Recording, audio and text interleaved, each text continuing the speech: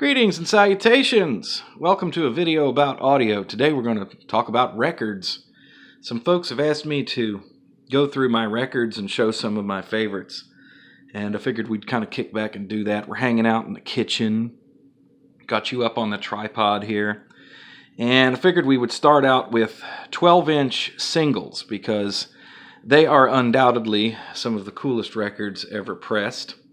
For those of you who don't know, a 12-inch single is a record that is the size of an LP that only has one or two songs on it. And these are sent out to radio stations as promotion. This started in the 70s. They did it all the way through the 80s and well into the 90s. On a group that I was in the other day, it's a group that I'm in on Facebook, people who collect records, somebody actually asked, did radio stations really play records in the 80s since CDs had come along? It took a long time for CDs to take over from records. And what we used to do is we would take them and put them on tape cartridges. And if you were lucky, the record company would send you one of these. This is a promo 12-inch single, 33 RPM, and there's only one song. It's the same song on each side in this particular case, and it's Steely Dan's Josie from the album Asia. And this record sounds amazing. 12-inch singles really excel when it comes to audio quality because there's no worry about how much time you have to put on a side. So the engineers spread the grooves way far apart. They put a big bunch of bass in it. They use hot levels. And they sound really good. Moving on. I only have a few 12-inch singles. Two of them are Steely Dan. This is a series of records that ABC put out in the mid-70s called Plus Fours. And they take some unusual songs from different artists and put it on here. And this is Steely Dan's Plus Fours. And it has 4 songs on it. Let me look here real quick. It has side A is Do It Again, and their first single ever called Dallas, and then Haitian Divorce and Sail the Waterway, which is also another very early Steely Dan single. This record is cut at 45 RPM, and it's kind of my test record these days because if you play this thing, it's going to tell you if there's any distortion issues in your cartridge, your amplifier, your stylus, whatever. It's very hot levels at 45 RPM, so very cool indeed. That's the Studio 12-inch. I'll just put that over there instead of trying to put it back in. It takes up too much time. Next on our 12-inch list, found this at a thrift store. Couldn't believe it. Jive, Bunny, and the Master Mixers. This is a commercial single that you could go to the record store and buy, and it's Swing the Mood, which was a kind of a remix record that came out in 1989. This was the last record to be added to WTAR's playlist. It's one of the first radio stations I worked for, big blowtorch AM in Norfolk, Virginia, before they switched over to Music for the Dead, I called it. They were pretty hip and happening up until early 1990, and then they decided they were going to play old fart music from the 50s and 60s. And I'm not talking about rock and roll oldies. I'm talking about Dean Martin and all that stuff. And their ratings just went through the floor. That was the end of that. But anyway, the program director knew it was coming, and he added this one along with Billy Joel's We Didn't Start the Fire. They were kind of messages, you know. So on here we have the long version. We have the original single version of this. Let me see if I can get this in here where you guys can see it. And we also have the flip side, which was a Glenn Miller mix. Swing the Mood. Right? No, wait a minute. Swing the Mood. I gave you the wrong title, didn't I? Yeah, I was thinking about... No, I got it right. Swing the Mood. What is the name of the Glenn Miller mix? Hold on, guys. Oh, it's just called the Glenn Miller Medley. Okay. Never mind. You get old, you have brain farts. This one just arrived. This is a 12-inch single from Atlantic Records. It's a promo single sent out to radio stations. And you couldn't buy this one. It's Jane's Getting Serious by John Astley, going back to 1980, late 86, early 87. And this particular song didn't make it too big on the charts. I think it only made it up to like 23 or something like that. But it was used in a Heinz ketchup commercial, which gave it a boost. And it's one of the weirdest things that came out in the 80s. John Astley was a producer in England, made a lot of hit records, and he recorded an album of his own, and this was one of the singles off of it, and one of my favorite records from that period of time. Jane's Getting Serious, John Astley. Sounds amazing. All right, I got another commercial 12-incher for you. Philip Bailey and Phil Collins, Easy Lover. This is the remix. Just got a hold of this. I was waiting on this record to come so I could do the video. And I bought this originally in 1988 when I was doing an internship in Kentucky. I was in a little town called Berea, and we had gone up to the record store a little north of there in Richmond, Kentucky. And I'd been looking for this. The first time that I'd heard this was back in 86. The flip side is Woman. And then the remix is on the other side, which is the same as the commercial 45. I have the stock 45. Anyway, I'd been looking for this for years, and I found it in a record store in Kentucky. And just happened to think about it the other day, and got on eBay and said, boy, I wonder if I could get a copy of that again. And found a clean one. They sold a bunch of these. They're not particularly rare, but just something really cool. Okay, so that's it for the 12 inches. That's all I got. I only got about 5 of those in the collection. I used to have a lot more years ago, but then I gave a bunch of records away. So now we're going to move on to cool LPs. And we'll go pretty quick with these, okay? Elsa Popping and her Dixieland band, Delirium in Hi-Fi. This is a very, very famous album cover. You can find this art on the internet all over the place if you just look it up. This is a famous, famous album cover. This was actually a guy named, Andre Pop in France, who used a bunch of tape recorders to do a lot of weird effects and echoes and backwards voices and instruments recorded sideways and all kinds of stuff. This was just sort of an experimentation to see what kind of sounds you could get out of the studio. And this record came out in 1958. And this is an original Columbia pressing of this record from that year that I picked up. And I found out about it from Phil Ramone, who was a producer that worked in the 70s, 80s, 90s. He produced a lot of records, Billy Joel and Paul Simon, Phoebe Snow, a lot of people. Anyway, in his book, he talked about that. And Phil was an acquaintance of mine. So when I actually got this record, I sent him the picture. He was tickled. He said, oh, you found the original. He talks about it in his book. He's got a book called Making Records. It's really interesting. Phil passed away some years ago now. I miss him. Okay, guilty pleasure of mine. Edie Gourmet from 1966. Name of the album is Don't Go to Strangers. What a fantastic record this is. This was not a big hit as far as the pop charts were concerned, but this was Edie doing traditional standards and jazzy things, and what a voice she has. And this is absolutely beautifully recorded. Definitely well worth seeking out if you like that kind of music. It's something that I ran into when I was in high school, and I thought, man, that's such a cool record. Oops, sorry, I bumped you. Steely Dan Asia, 1977. This is an original pressing on ABC, the Rainbow label. And it is one of my very favorite albums of all time. There is on YouTube a documentary about this album. It's The Making of Asia. And if you can find that all in one piece, that's really cool to watch. One of my favorite records.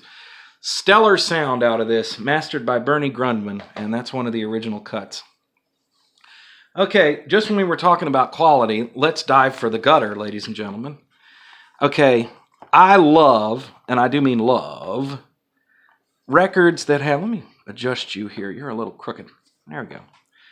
I love compilation records. And back in the 70s and 80s, you would hear commercials on the radio and see them on TV, for Get Summertime Gold, 5-record collection, all your favorites on one bunch of records. This is exactly what this is. And these were put out by a company called Sessions was one of the companies, but they were usually pressed by Warner Special Products there. Is that what that is? Let me make double sure that's what that says. Yes. And I love these things, man. I pick them up wherever I go. This one I bought absolutely brand new, and it's called Summertime Gold. And I'll tell you a funny story. You know who Dr. Demento is? The guy who used to play Crazy Records on the radio, had a national show. He worked for that company before then, putting these things together. This is a 5-record set. Well, let me show you. It's a 5-record set. That's all the music on here. You can pause the video and read it if you want to. Lot of 60s and 50s and 60s and 70s. Here is a record commemorating the life of John Kennedy. They sold these by the millions in 1964. This record was put out by WMCA Radio in New York. They put it together, and it's Kennedy's speeches and talking about his time in the White House and everything. I ran into this record when I was in high school, going through some records at the high school radio station that I went to back in the 80s. And very interesting album indeed. I like spoken word records. It doesn't have to be all about music. Okay, now we go back up the quality trail again for Asia, going back to 1980. Is this 82 or 83? Somebody will correct me in the comments. And this is their album. Asia was a supergroup that came along. Only Time Will Tell was one of their big songs. What else was it? Heat of the Moment. That's on this record. Now, what makes this interesting is this sticker up here in the corner. This record is pressed on a kind of vinyl called Quiex, which came out in the 80s. And Quiex sounds amazing. It has very little surface noise. That's the whole point. Can I get this out of here without destroying this? Now, I came real close to destroying the sleeve there because I tried to get it out the wrong way. I was going to show you, if I can, how does that record come out? There it is, up there up top. Okay, so we have this record here, and I can't really show you on the camera because it won't show up. You can tell you're looking at Quiex because you can see through it a little bit. And it was amazing. They used to send records out to radio stations on Quiex. This is a promo that went to the radio. And you could buy them in the record stores too if you can find them. I actually have a copy of the album The Power Station from 1985 that's on Quiex, but it doesn't say anything about it. You can tell by looking at it that it's Quiex, and it's a regular stock copy. So yeah, Quiex. And I had some 45s on Quiex too. They pressed a few to that way too. I don't know whether it was worth getting that record out to show you. Okay, here's a very strange one. This is a stock copy of Abbey Road by the Beatles. I'm assuming that this was about 95 or so that this was pressed, and I'm totally just guessing.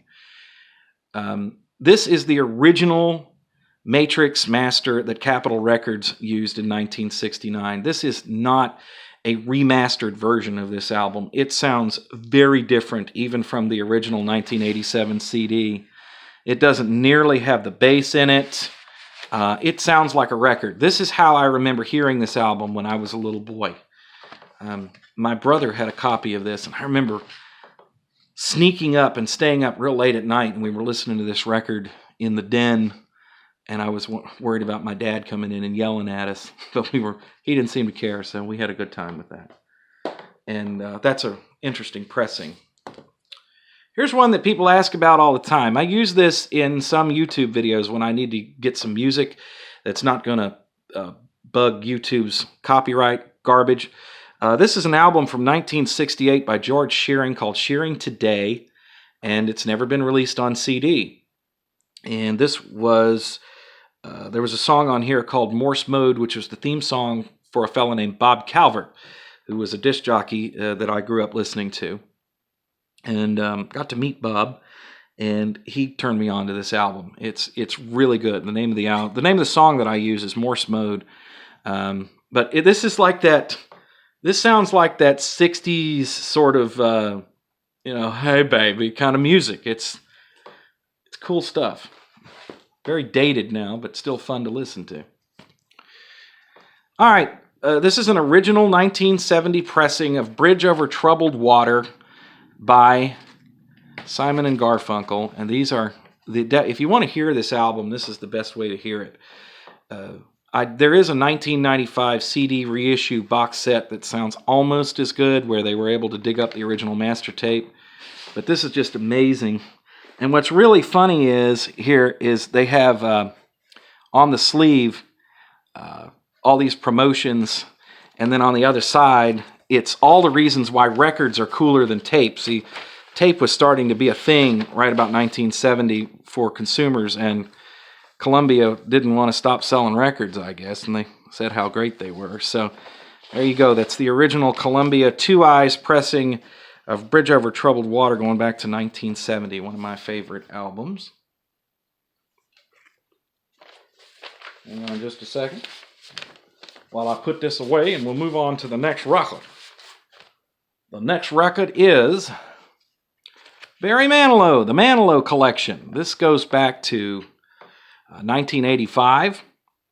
Arista Records. It's 20 of Barry Manilow's greatest hits, featuring Barry's remix of Copacabana on here that you hear mostly these days. The original seems to have gotten lost to the sands of time. You either have to find the 45 or the record. He's got a short remix that he did of this for this album. And somehow or another, I ended up with every Barry Manilow album on LP. I am a fan, but I didn't do that on purpose. People just kept giving them to me. This is one I actually bought, though. I thought it was a 2-record set when I bought it. Look at that. There's 10 songs on each side. So this record sounds horrible because they had to turn the levels down so low and cut out most of the bass. If you're playing it in the background and you don't really care about the fidelity, it's okay, but don't put on a pair of headphones because all you hear is record noise and rumble and no bass. So thanks, Arista. They were trying to save a couple bucks, I guess. Speaking of records like that, here is a K-Tel record from 1976. It's Super Gold Hits. K-Tel also put about 9 songs on each side of their records, as you can see here. And they were noted for their lack of quality. And they used the single versions of everything, too. And it was very short, but they're still fun to listen to. We used to buy these things. They'd sell them for $8.95 at Grant's department store. Yeah. So, get them at Revco pharmacies and places like that. So I had to have me one of those. I actually ordered that sucker. Here, speaking of long records, here is a record that Radio Shack was selling in the late 70s. And it's 90 minutes with Arthur Fiedler. I'm sorry about that glare on there, guys. And they had this process that they were playing around with where they could get 45 minutes on the side of a record. And here's what it looks like. If I could just get the dang thing to open up. There's no discernible bands on here. It's just one block of audio. Essentially what they did was they cut the record really, really low, and they compressed the crap out of the audio. So between those two, there's not a whole lot of dynamic range. But it sounds surprisingly good for a record that'll play for 90 minutes. So this is more of an experimental thing than it is. I don't know what they were doing, honestly. They've got a thing on the back here talking about how it works and a great deal of explanation. It was oddity mainly. When I was a kid, a friend of mine had a copy of that record, so that's one that I wanted to have. One of my favorite albums of all time, the first one produced by Phil Ramone with Billy Joel, featuring Liberty DeVito on drums, Richie Cannata playing saxophone, Doug Stegmeyer on bass, and I'm forgetting somebody, and I'm sorry if I am, but you guys who know about Billy's band know who it is. Anyway, this album really set me on the way to appreciating music and hi-fi. This is it. I heard this when I was a kid, and it blew me into the next room. It just really talked to me. This music, for some reason, just speaks directly to my soul. I get it. And these days, it's funny, I follow Liberty DeVito, the drummer, on Facebook. Let's see. Liberty is right here. This is Liberty DeVito. And this is Phil Ramone. He was the producer. Here's Billy down here wearing his tie. That's Richie Canada. And over here, that's Doug Stegmeyer. And so that was the band that made this record. And this is at a restaurant called the Supreme Macaroni Company in New York City. That's where that picture was taken. I know far too much about that record. I could talk about it for 10 minutes, but I won't. Oh, here's a fun one. Jimmy Page, after Led Zeppelin broke up, did this project called the Honey Drippers, right here. And Robert Plant sings vocals, also from Led Zeppelin, and it's totally different from Led Zeppelin. This is like 50s throwback music, and they actually had a hit from this EP called Sea of Love. And the other one was Rockin' at Midnight. That one got airplay on a lot of radio stations, but it wasn't a big chart hit. So this is an EP that was put out at that time from the Honey Drippers, and I just really dig Rockin' at Midnight was the one I liked the best. I had to have this. I actually started out with the tape of this back in 1980 something or other, and then I got the record. Then I gave all my records away, and I bought it again. Buying back my childhood. I gave away all my records in 1993, which was stupid. Bruce Hornsby and the Range. This is an interesting album. It says it's the live, what does it say down here? The Way It Is Tour 86-87. This is a radio-only issue of a concert that was recorded for a radio show called the King Biscuit Flower Hour. So it is white label. And the King Biscuit Flower Hour, of course, had an announcer and cut it up and whatnot. And RCA borrowed the tapes from King Biscuit and then put this out for the radio stations to play. It was also issued on CD. I don't know how many of these were pressed. I know that the CDs, there was only about 10,000 of them. You had to... I kind of remember hitting the tripod again. Didn't mean to bump you. I kind of remember them saying when this came along that to get the CD version, you had to be special. I don't remember what the deal was. The Four Freshmen in Person, Volume 2 from 1963. This is on Capitol Records. This was a record I also ran into at the high school radio station and took it home and made a tape of it. I still have the tape somewhere that I made. And I found it on eBay, and this version of this is exactly what I wanted. I wanted the mono version, and it is in perfect, pristine condition. It's like, when this showed up, it was like I got in a time machine and walked into a record store in 1963 and picked this album up. But anyway, my favorite thing on here is a song called, what is it? Hold on, let me see. It's You Came a Long Way from St. Louis. Excellent album. And that's, the Four Freshmen, by the way, are a jazz vocal group that influenced the Beach Boys a great deal. If you listen to any Four Freshmen music, you will immediately think Beach Boys. It's because Brian Wilson loved the Freshmen and copied their harmonies a lot. Okay, here is Donald Fagan, The Night Fly. This is a stock copy of this on Warner Brothers Records from 1982. Just one of my very favorite albums. They pressed a lot of these. They're available. Try to get an original if you want to. Mastered by Bob, if you want to hear it. Bob Ludwig did a wonderful job. Here's kind of a rarity for you. This is Jude Cole, A View from 3rd Street. This came out in 1990, or very late 89, either one. And this was right at the time when they were almost like not going to start pressing records. And I just happened to come across this. I have no idea how many they pressed. Jude Cole is a songwriter originally from Moline, Illinois, who moved out to Los Angeles and tried to make it big. And he had a couple of hits off this album, Baby It's Tonight, House Full of Reasons, Time for Letting Go. And he made a bunch of albums after this, but nothing ever got the commercial success that this one did. A few of those songs got on the radio.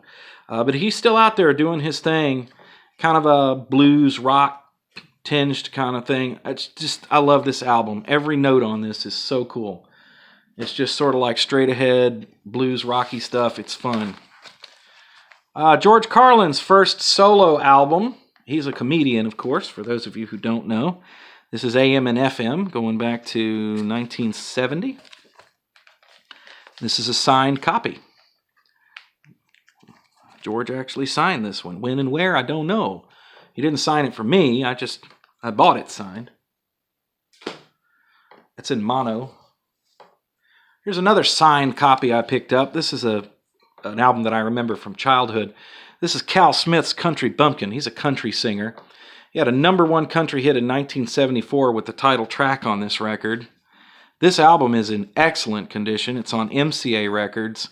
And it's also signed to Dolores. I don't know who Dolores is, but thank you for the record. I really appreciate it, Dolores, because I've enjoyed listening to the album. That's one that was never issued on CD, as far as I know. If it was, I've never seen it. All right, this is the Beatles, the Red Album.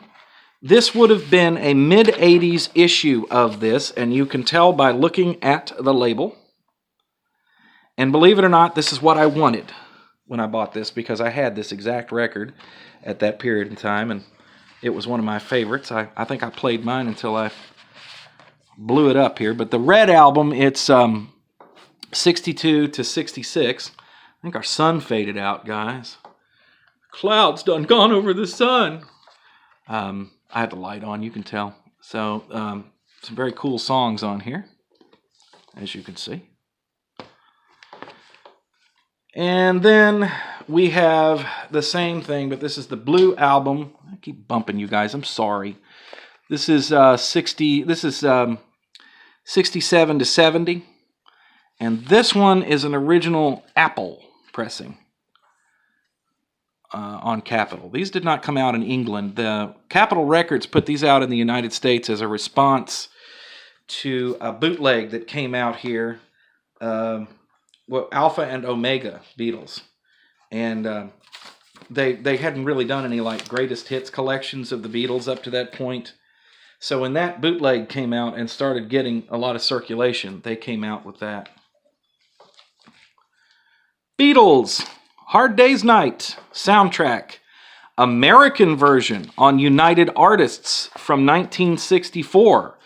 This has a few Beatles songs on it and incidental music from the movie. This is not like the one in Britain that had 14 songs on it. They actually put out some of the incidental sound, and I'll show you the record itself. Oh, great. It's in one of those sleeves. Hang with me. All right, there you go. Let's turn it right side up. You know, I'm working on it. Hold on. Everybody, hold on. We're getting there.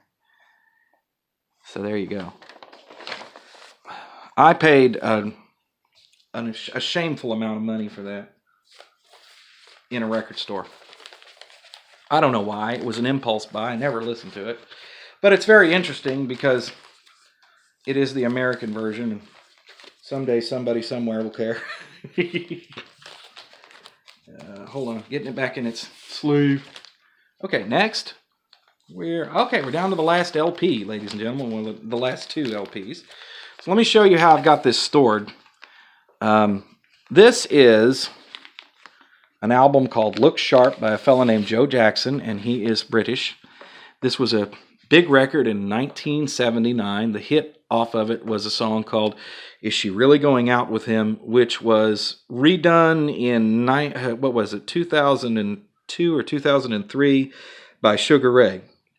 Is she really going out with him?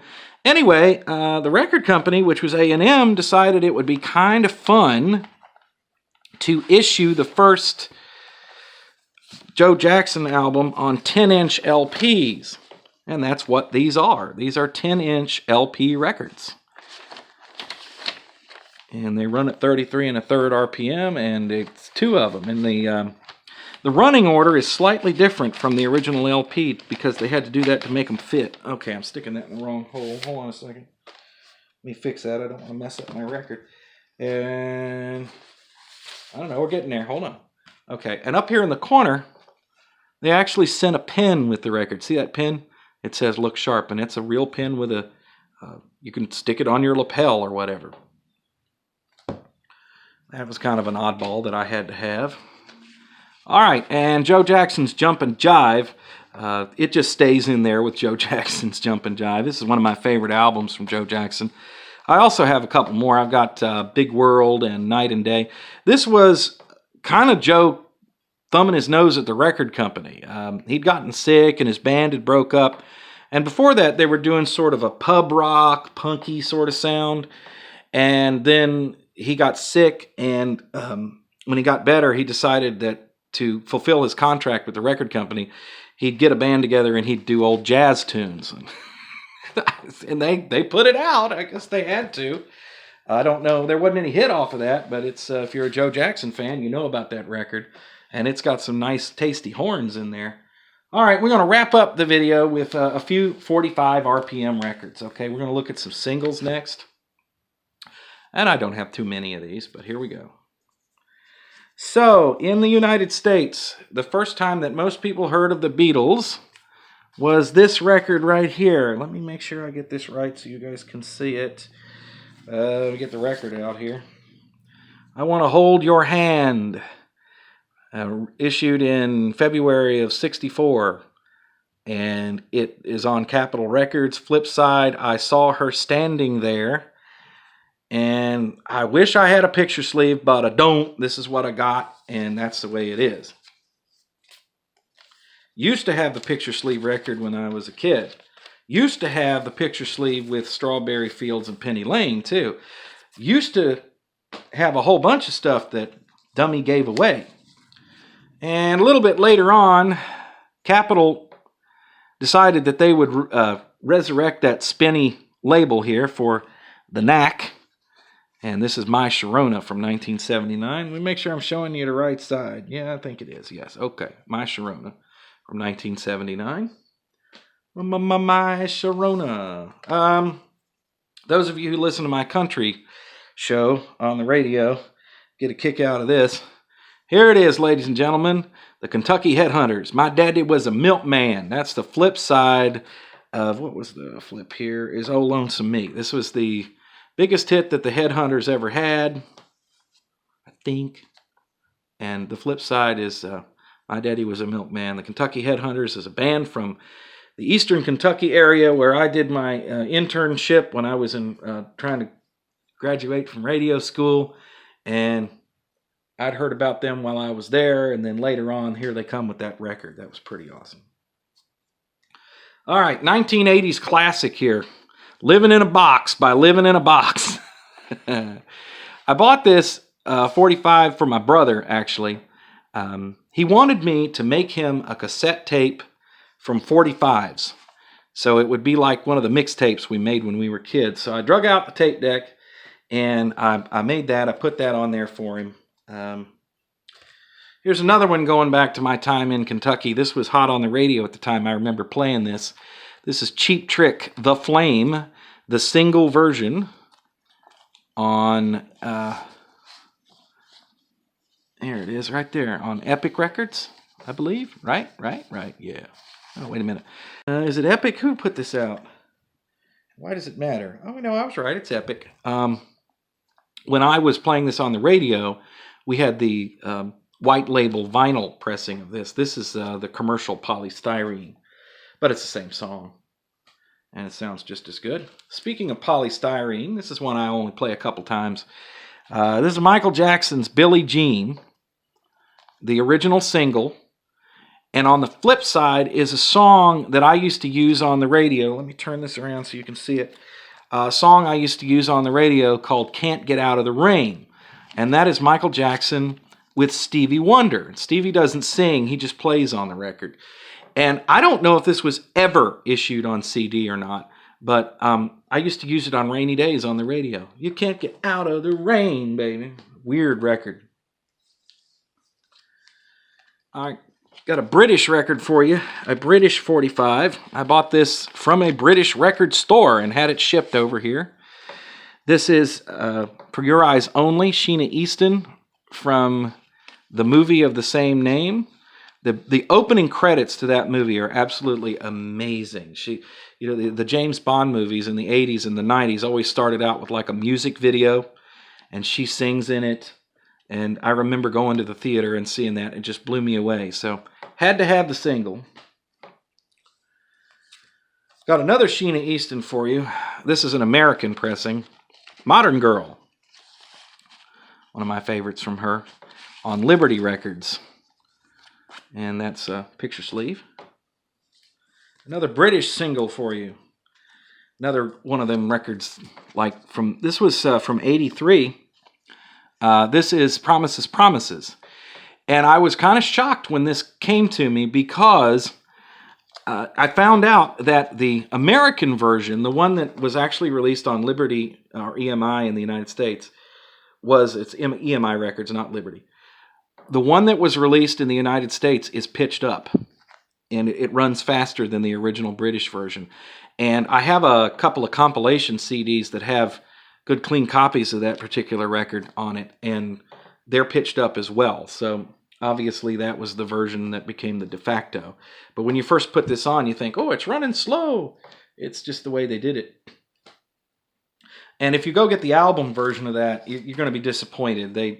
That's not what they played on the radio. The version of Promises, Promises that's on there is really screwed up.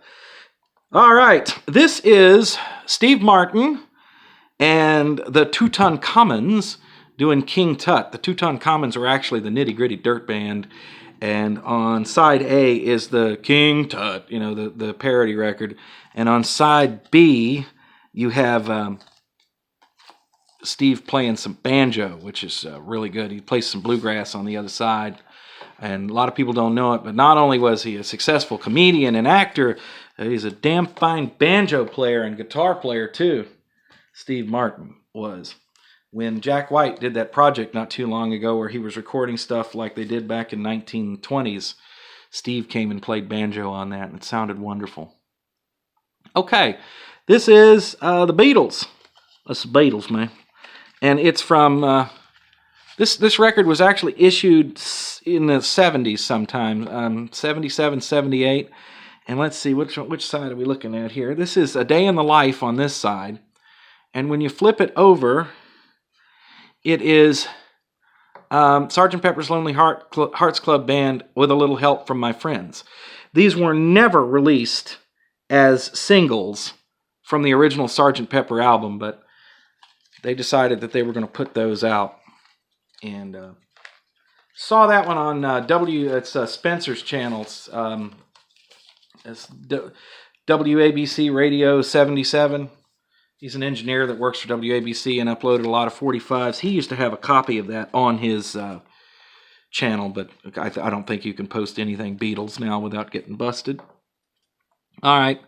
So this is Polydor Records, Indigo Passion by the Atlanta Rhythm Section, which is one of my favorite songs from them. And this is a radio promo record. So as you can see here, it's the same thing on both sides. Both sides are stereo too. And it's just, the promos they're kind of hard to find these days. And used to have, when I worked in radio, I had stacks and stacks and stacks and stacks of these things. Years ago. I work in radio now, but I'm talking about back in the 80s and the 90s. Okay, last record, ladies and gentlemen. We're going to finish up with the King of Rock and Roll, one of my very favorite 45s of all time. This is a double A 45.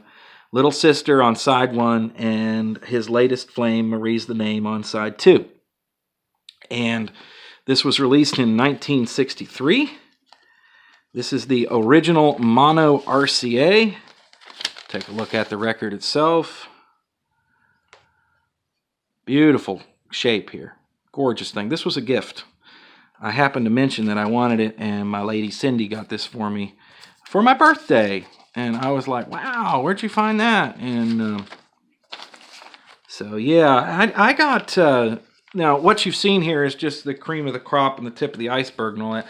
But honestly, I don't have a giant record collection. I tend to try and just stick to things that I like and that I'll actually play. Except for, like the John Kennedy thing. I certainly don't play that every day. Oh, I'll give you a record to look at as I do the outro. But anyway, that's just kind of a fun little romp through there. People have been asking me to do a video like this for some time, so I figured, hey, why not? Let's do it. And thank you for watching. I certainly do appreciate it. Hopefully we get some good comments out of that, your questions, comments, whatever. Love to hear from you. Thanks for watching. We'll do this sometime again soon.